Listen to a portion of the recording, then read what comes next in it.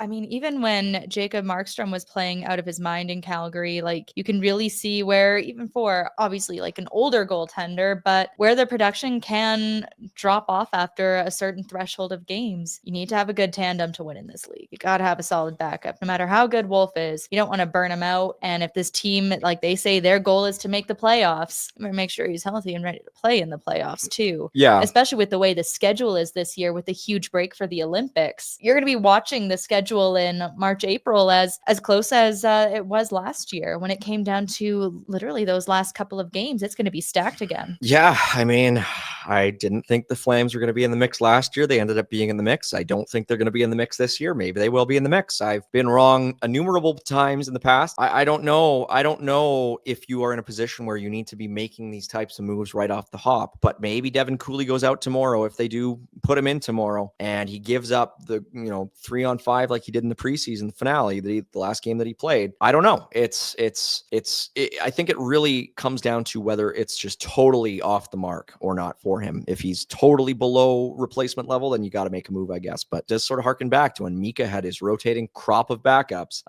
There were all sorts. There was the year that they started with Phil Sauve and they ended up with Brian Boucher. And I think combined they played like 5 games. But yeah, I just don't know if it's the priority yet unless it just goes totally off the rails.